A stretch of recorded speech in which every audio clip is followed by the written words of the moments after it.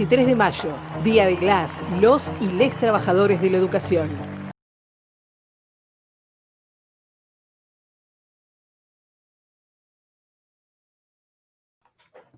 Bueno, agradecer, ¿no? Tengo la garganta media jodida, así que por ahí me va a costar un poquito. Bueno, agradecer esta convocatoria, creo que está bueno. Me hicieron trabajar, ¿no? En tratar de ejercitar la memoria, precisar algunas cosas, buscar alguna lectura, ¿no? Para contextuar todo. Por ahí aclarar que, bueno, en ese año 88 yo no tenía ningún cargo gremial, ninguna participación demasiado activa en nada. Hacía menos de un año que yo estaba en Neuquén Capital. Había transcurrido más o menos 11 años en escuelas rurales del interior de la provincia. Como se mencionó hoy, bueno, colaboramos en el inicio de la seccional Aluminé, que disputábamos ahí con la seccional Zapala a ver cuál había sido la primera seccional del interior. Y después, bueno, en Neuquén, desde el año mediados del 87, me designaron director en la escuela 182 de Jardines del Rey, bueno, donde estábamos haciendo una experiencia educativa fascinante. Cabe mencionar aquí a mi compañera en el equipo directivo, Magdalena Bianchi. Y bueno, empieza ese año 88 con un paro por tiempo indeterminado decretado por la CETERA. Eso ya lo contextuó un poquito Verónica, muy bien. No recuerdo mucho los detalles, cómo decidí participar. Lo que sí quería por ahí mencionar es una pequeña digresión, pero puede venir a cuento, que en aquellos años, si bien es cierto, por ejemplo, en nuestra escuela 182 el paro era total, o sea, parábamos todos, según recuerdo, incluido el equipo directivo, pero estaba la modalidad de que el equipo directivo se alternaba para mantener la escuela abierta. O sea, estábamos el director, la vicedirectora, por si venía algún papá, para dar la cara frente a los padres, para dar explicaciones del porqué del paro. Bueno, así que fue una decisión que tomamos con Maggie. Bueno, ella se ofreció a quedarse en Neuquén, a quedarse concurriendo periódicamente a la escuela, por más que estaba de paro. Y bueno, yo de esa manera pude participar de la Marcha Blanca. Bueno, el comienzo, toda la salida del monumento, eso lo explicó muy bien Verónica. Bueno, se fue gestando todo un vínculo, una solidaridad, un clima de encuentro entre los compañeros que íbamos en el colectivo, que es bastante común cuando se va a los congresos, pero en este caso eran varios días, o sea que es un vínculo más intenso, ¿no? Tal como decía Verónica, la llegada a los pueblos donde se paraba era muy intensa porque el colectivo paraba, no sé, un par de kilómetros antes de la entrada al pueblo, y ese lapso lo caminábamos, lo íbamos marchando literalmente, y bueno, en determinado punto de cada localidad estaban concentrados los compañeros trabajadores de la educación de esa localidad, más otros sectores gremiales o de la propia comunidad, o incluso niños, alumnos, padres de las comunidades educativas. Así que se iba gestando todo un ambiente muy, muy fuerte, muy intenso.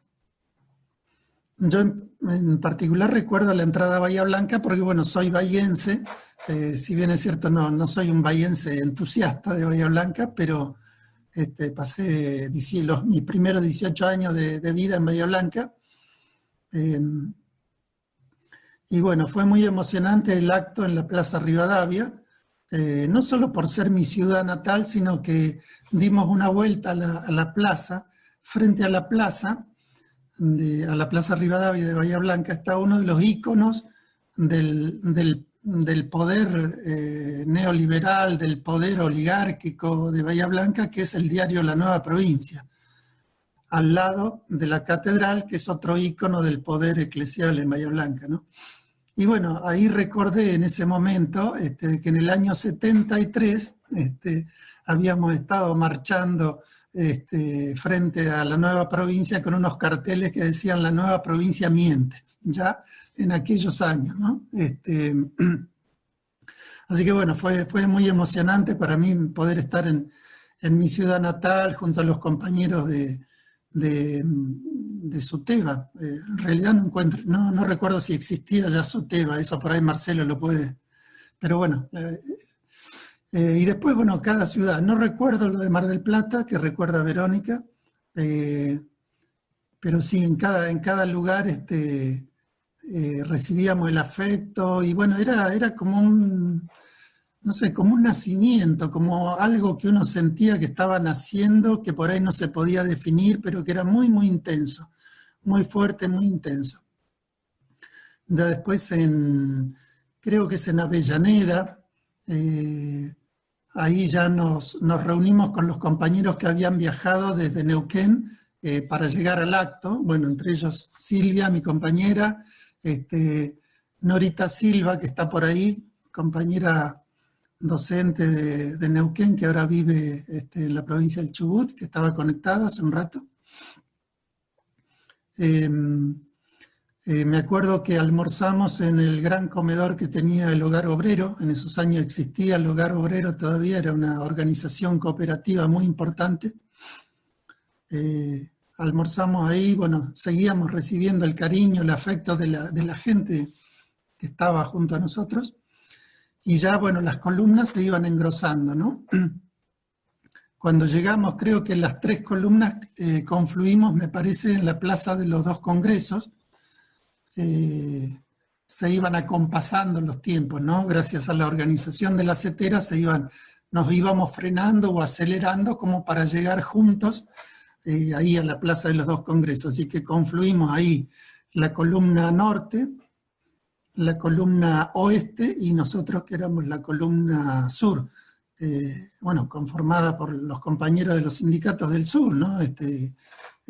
Santa Cruz, Chubut, Neuquén, Río Negro, el sur de la provincia de Buenos Aires. Yo tengo muy grabado en la memoria la sensación de estar ahí, de ser no sé, una molécula, un granito de arena en ese mar de gente de las 3 columnas. Yo siento como un latido, ya lo he expresado antes, ¿no?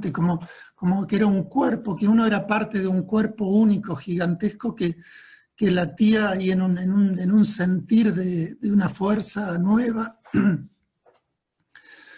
Y bueno, no sé, es muy difícil expresarlo, pero era un sentimiento muy, muy fuerte. Se acercaba gente, nos abrazaba, nos saludaba, nos preguntaba de dónde éramos. Bueno, era una fiesta. Después, bueno, estaba la expectativa de llegar a Plaza de Mayo. Bueno, el gobierno de Alfonsín nos bloqueó el acceso a la Plaza de Mayo. Recuerdo muy claramente que donde deberíamos haber seguido derecho, bueno, los compañeros nos llevaban a doblar, creo que doblábamos hacia el lado derecho para dirigirnos a otro lado, y bueno, como bien recordaba Verónica recién, había tensiones, ¿no? Había compañeros que, bueno, querían que sea como sea, pasáramos. Los compañeros de la organización nos informaban que, bueno, que había todo un dispositivo de represión armado muy fuerte. No sé, Marcelo decía tanquetas, bueno, debe haber habido tanquetas, no las recuerdo en particular, pero sí sabíamos que había fuerzas militarizadas o fuerzas, digamos, de la Policía Federal, sería en ese momento, ¿no? Así que bueno, nos desviamos y terminó el acto en el Obelisco. Recuerdo muy clarito que habló Saúl Gualdini, habló Marco Garcetti, creo que habló Mari Sánchez, no estoy muy seguro. Pero bueno, resaltar lo de Saúl Gualdini porque tiene un componente simbólico o concreto, más que simbólico, ¿no? Porque era ir haciendo realidad la confluencia de los trabajadores de la educación en el conjunto del movimiento obrero nacional. Esto se había discutido en los inicios de ATEN, yo me acuerdo de asambleas ahí en San José Obrero, donde se debatía si ATEN iba a ser parte de la CGT o no. Y bueno, por ahí los sectores de una izquierda un poco más, más radicalizada, bueno, no quiero adjetivar, pero había sectores que se oponían a esto y sectores, bueno, entre los cuales me incluía, que creíamos que debíamos ser parte, por más que pudiéramos señalar diferencias o grados en el nivel de las luchas que se encaraban, pero bueno, y esta presencia de Saúl Gualdini ahí en el cierre, en el obelisco, para mí tiene ese valor. Bueno, y después intentar, esto sería, bueno, digamos, lo anecdótico, que creo que tiene valor también, ¿no? Para que los compañeros más jóvenes vayan imaginándose lo que era, ¿no? Pero después algún par de reflexiones que uno puede hacer, ¿no? Creo que veníamos de una setera que empezó a cambiar, ¿no? Creo que hubo como una especie de bisagra, no sé si empezó justo ahí o se venía gestando un poco antes, pero hubo una bisagra en la setera. Creo que la setera empezó a dejar una cierta impronta quizás sectaria, no sé si es la palabra, pero bueno, me aparece la palabra sectaria, que justamente le impedía sumarse al movimiento de trabajadores, ¿no? Del conjunto de los trabajadores argentinos. Por eso yo decía que la presencia de Saúl Gualdini ahí como secretario general de la CGT tenía un valor importante. Bueno, después de esto de instalar, porque ahí lo que estábamos planteando no eran solo reivindicaciones sectoriales de los trabajadores de la educación, por supuesto que las había, ¿no? El sueldo unificado, el nomenclador único, ¿Es la primera que estamos haciendo? Sí. Una ley nacional de educación, eran reclamos sectoriales, pero también se iba instalando muy fuerte la idea de que defendíamos la educación pública, o sea, estábamos defendiendo la educación de los niños y los estudiantes argentinos, especialmente de los sectores más desfavorecidos. Me acuerdo que creo que en esa época aparecieron unos stickers con un niño sentado en un banco. Quizá hoy nos parecería retrógrado porque eran esos bancos unipersonales de madera de todos los niños mirando hacia adelante, ¿no? Pero bueno, y del banco salía una planta, un arbolito, algo así. Y el texto del sticker era el alma del pueblo brota en la escuela pública, ¿no? O sea, una forma de intentar resumir esto de que la escuela pública no era solo para reivindicar nuestras reivindicaciones personales como trabajadores de la educación, sino que asumíamos un compromiso de la escuela para todos, ¿no? Una escuela popular, democrática. Bueno. Después, por ahí comentar, sobre todo para los más jóvenes, que ¿por qué se pedía un salario único? Bueno, porque ya las jurisdicciones estaban, o sea, ya la educación, por lo menos la educación primaria, estaba a cargo de cada provincia.